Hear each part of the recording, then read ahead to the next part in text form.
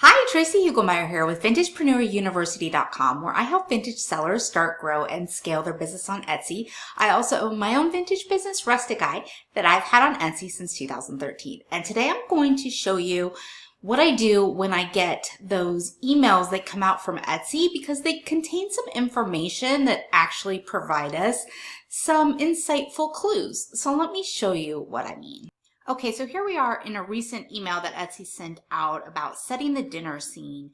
And the first thing that you can do when you get these emails is look at keyword possibilities that you may not have thought of. So do you have anything that could qualify as foodie gifts? Any type of dishes, vintage dishes would be great foodie gifts, or vintage linens, meant for the kitchen would be great foodie gifts.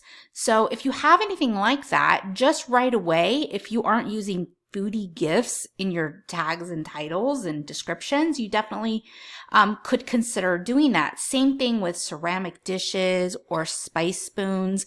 So what I mean by looking at these emails for insights is these are things that Etsy is looking at as relevant for current searches. So it's a good insight into what you could be trying to incorporate in your keywords as well. So like I said, spice spoons, ceramic dishes, foodie gifts. You probably don't have any personalized cutting boards, but if you have any cutting boards, definitely make sure you're using that.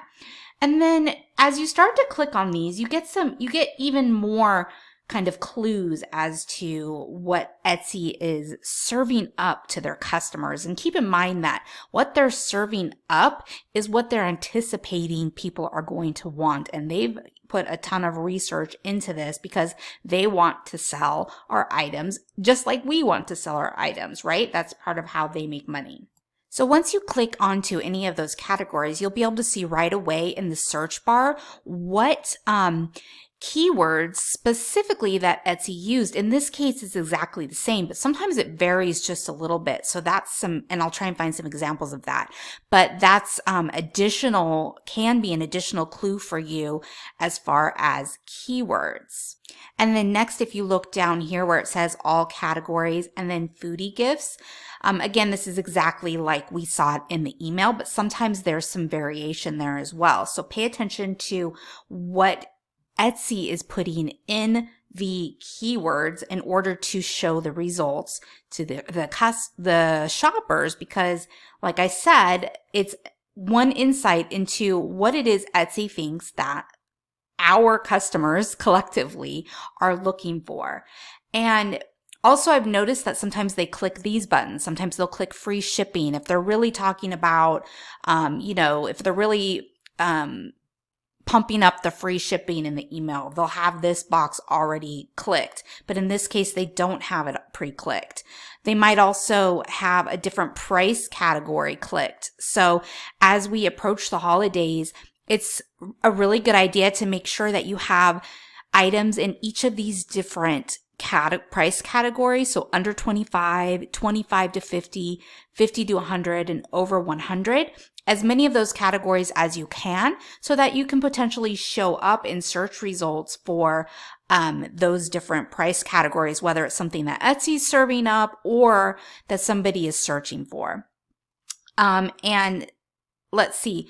Also right here, item types, of course, hopefully they're clicking all items, but I've seen them, click one or the other before as well. So, basically this information over here, whatever's clicked, is just kind of some clues and some insights that you can use to make sure that you are incorporating these things in your shop if they apply to you. Okay, here's another email that Etsy sent out, and this is essentially citrine versus topaz. And so if we click here on necklaces, we can now see that even though the category is necklaces, the keywords that Etsy put in is topaz jewelry. So do you have any vintage topaz jewelry that you can make sure that you have that tagged topaz jewelry? That's possibly a clue for you. And then here's an example of where Etsy has pre-clicked the free shipping. So they don't always do that, as we saw in the last example, but here they've pre-clicked that and or selected that. Again, they're using any price, and there aren't any really other filters here that I can see that they've used. They have all items again, so that's good.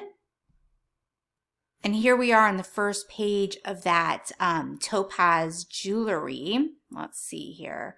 I was looking if I could find something vintage, and I did find one. It's an ad, but at least it's vintage. Right down. Oh, here's one, a large vintage topaz multi-stone necklace. And then there was another one, and that one's not even an ad, I don't think. No. So there you have it. A vintage item made it to the first page of a jewelry search.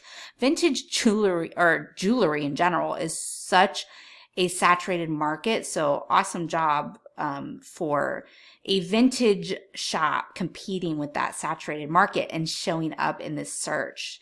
And I saw another one here. Where did it go? Right here, vintage something blue. So here's another necklace that showed up on the first page that is vintage. So it just goes to show that if you are using these keywords and paying attention to the trends and what Etsy is trying to show to their customers, it can really help you get found. Okay, here's another email that they sent out recently. This one is about Friendsgiving. So do you have anything that could qualify as a Friendsgiving item? So let's click on Friendsgiving Essentials and see what Etsy is considering Friendsgiving Essentials. Okay, so this is what comes up when I click on Friendsgiving Essentials. Friendsgiving decor. That's definitely something that you probably can find something. If you're selling any kind of decor, you can definitely come up with a few of your items that deserve a Friendsgiving decor tag or two, right? So see what you can go back and add that tag to, because this is still, there's still time to have a Friendsgiving decor purchase. So definitely check that out and see if that applies to you. I don't see anything else checked here to point out. It looks like they have all items. But yeah, definitely take a look and see if you can use that keyword for any of your items. Okay, this email is titled 10% off porch picks. So obviously you would have to have a sale, probably of at least 10%, to show up in this search.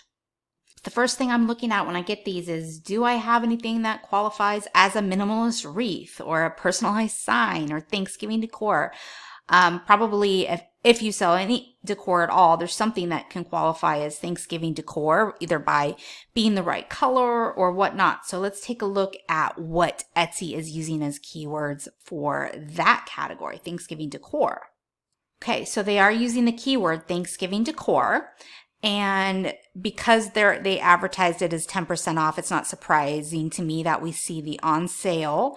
10% is the least amount you can put something on sale. So that would be, that would make sense that all they would need to do as a filter is put it on sale, and things that would be at least 10% off. And they also have the tag free shipping. So, or the filter. So, this of course is going to come into play a lot of times when Etsy serves up to their audience what they should be looking at. Because we know how much Etsy is pushing the free shipping, they're probably going to use that in their filters from time to time.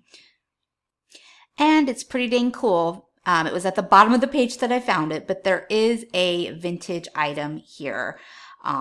These cute little salt and pepper shakers, these vintage salt and pepper shakers. So, guys, we have our work cut out for us when it comes to selling vintage, because, handmade is such a big part of Etsy. So anytime you show up on the first page of a search like that, congratulations. But it does happen, and it can happen, and maybe not on the first page, but the second or third page. So, it helps to understand what keywords Etsy is looking at, is thinking as relevant, and to use that information whenever they give it to us. And sometimes it's in these sneaky ways. So Thanksgiving decor, if you're not already using it, make sure that you tack it on to some of your items if they apply.